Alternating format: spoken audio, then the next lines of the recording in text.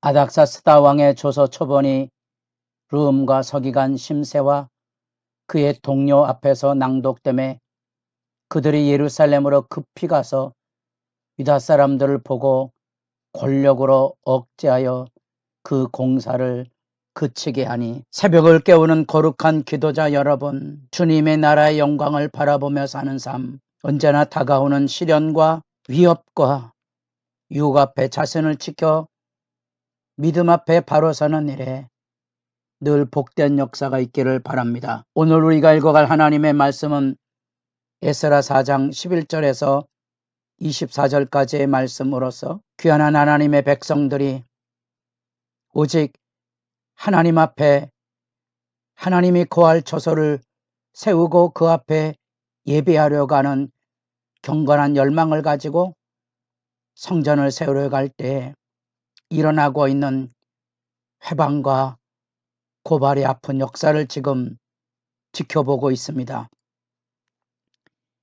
귀한 공동체의 열망은 이제 성전을 다시 짓고 다시 하나님 앞에 예배하고 하나님의 말씀을 지켜서 하나님의 백성으로 약속의 땅에서 다시 포로로 끌려가는 비참함을 재현하지 말자고 믿음 앞에 열망을 가지고 돌아왔습니다. 돌아왔지만 경제적으로 넉넉지도 않은 형편의 삶의 자리, 돌아보니 벌써 그 땅의 땅 주인들이 바뀌어서 자기들의 세력을 형성하고 있었고, 그 중에 저 북쪽의 사마리아 지역은 아수르의 침략 이후에도 나타났던 이방 사람들과 함께 물들어서 종교적으로든지 혈통적으로든지 이미 이방 나라처럼 되어 있지만 나름대로 신앙을 가졌다고 생각하는 사람들이 터를 잡고 있는 거죠. 그리고 주변의 부족들도, 주변의 작은 민족들도 이 돌아온 사람들이 새롭게 공동체를 형성하고 성곽의 기초를 놓고 성전을 짓는 일을 행하자 이제 회방과 대적을 일삼는 일들이 4장 5장에 나옵니다.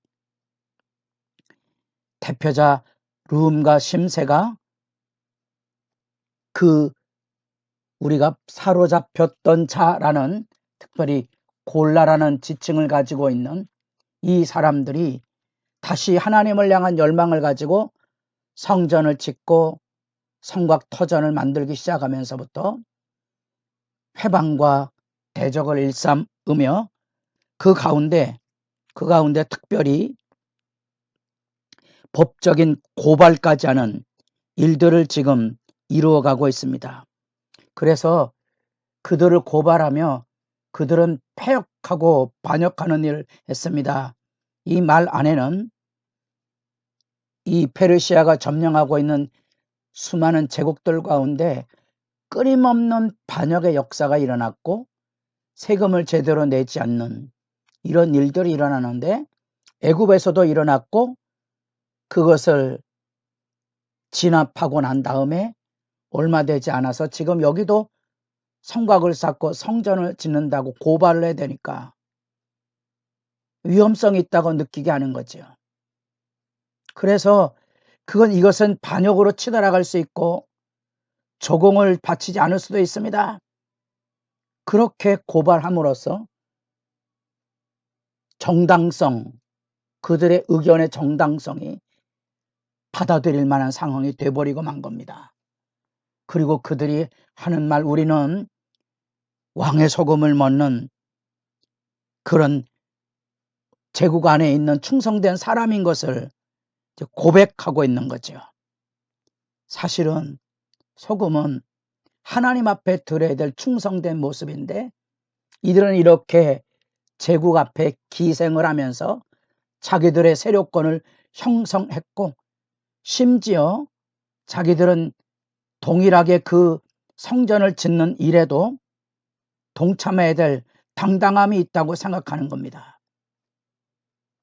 이제 이 4장 5장에는 연대상으로 좀 어려운 점이 있습니다. 기본적인 역사의식은 이렇게 생각하셔야 됩니다. 사로잡혔던 백성들이 돌아와서 성전을 짓기 시작할 때 그 시대의 상황 속에는 다리오 왕입니다. 그래서 다리오 왕 때 여러 가지 어려움 속에 성전 건축이 이루어졌고, 아닥사스 왕 때 이제 그 사건들을 에스라와 느헤미야가 이어서 그 하나님의 신앙 공동체 형성을 이루고 성곽을 완성하는 일이 이루어지게 된 것입니다. 그래서 이 4장에 나타난 이 부분은 포로된 공동체들이 돌아와서 성곽을 쌓는 그 기초에 대한 이야기를 먼저 언급하고 있는 거죠. 그래서 그 안에 이루어지는 일은 성벽의 기초를 놓고 성전을 쌓고 그 완성 성곽은 이제 느헤미야 때 이루어지는 것을 역사적인 순서로 놓고 말씀을 이해해가는 게 좋을 것입니다. 그때 이 아닥사스다가 답신이 온 겁니다. 그것은 잘 살펴보니 이들의 이야기가 타당성이 있다고 느껴진 거죠. 결국 그래서 건축을 중단하게 하는 지시가 내려지게 됩니다.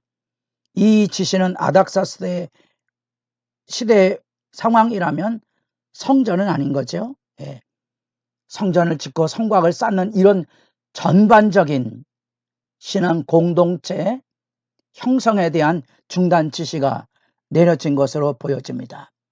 우리는 이렇게 하나님을 향한 순전한 열망을 가지고 하나님이 우리들 가운데 거하게 하시려는 출애굽기 25장 8절에 나타났던 출애굽 백성들이 하나님과 더불어 거룩한 신앙 공동체를 이루는 그 성서의 의미처럼 이들은 포로 생활에서 하나님의 은혜로 돌아와서 이제 약속을 회복하기 위해서 성전을 지음으로 신앙의 중심을 형성하려고 했던 그들의 순전한 열망이 주변 세력들, 다시 말하면 그 땅에 터잡고 있던 사람들, 그 다음에 혈통적으로 혼혈족속이 되고 종교도 혼합 종교를 가지고 있는 사람들이 성전을 짓는 일에 대하여 자기들의 이권과 권력과 영향력이 침해되는 것에 대한 두려움으로 고발을 해대고 결국 집요한 회방 가운데 이 거룩한 역사가 성전을 짓고 성곽을 쌓아 신앙 공동체의 구심점을 마련하려고 했었던 이들의 열망이 그만 무너지는 아픔의 장면을 우리가 여기서 보게 됩니다. 우리가 이런 장면 앞에 늘 생각하는 것은 영적인 전쟁이 늘 살아있다는 겁니다. 우리가 기도를 한번 열심히 해봅시다. 뜻을 모으고 열심을 가지면 뜻밖의 비아냥거리고 외면하고 불참함으로 하나님의 교회 기도 운동이 무너지는 일을 일상으로 하는 거죠. 전도를 하든지 하나님의 일꾼을 바르게 뽑자는 여러 가지 생각을 가지고 있으면 언제나 자기 잘난 기득권의 세력들이 자기 이권이나 명예나 권력의 욕망이나 자존심 때문에 늘 교회를 무너뜨리는 일들이 일상으로 일어납니다. 건강한 신앙의 대화를 나누시고 그 안에 바른 기도를 드릴 필요가 있습니다. 그것은 언제나 세상도 마찬가지지만 교회 안에서도 이 기득권과 자기 세력, 자기 주장을 앞세우고 자기 자존심을 높이는 이런 일들로 인하여 교회 공동체가 늘 위기와 시련을 겪게 됩니다.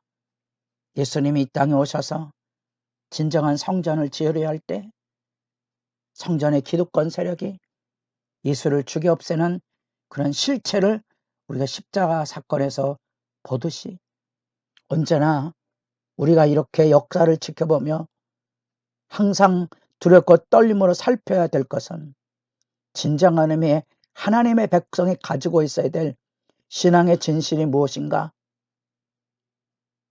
주님 앞에 묻고 낮아지는 겁니다. 그리고 하나님 앞에 견비 서서 낮추는 믿음의 진실이 없이는 신앙을 지키기 어렵다는 사실을 다시 짚어보고 과거의 역사가 아닌 오늘의 역사로서 하나님의 말씀에 귀 기울일 수 있기를 바랍니다.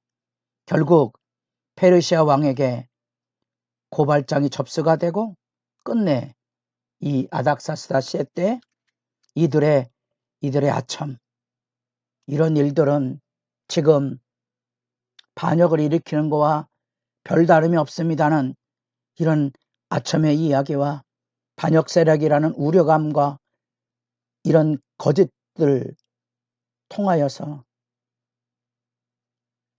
페르시아 정부의 고발이 성취가 돼서 끝내 건축 축단이 약이 되는 쓰라림을 겪게 됩니다. 선한 일을 하면서 늘 겪게 되는 상처와 아픔의 역사적인 현장이 여기도 있습니다.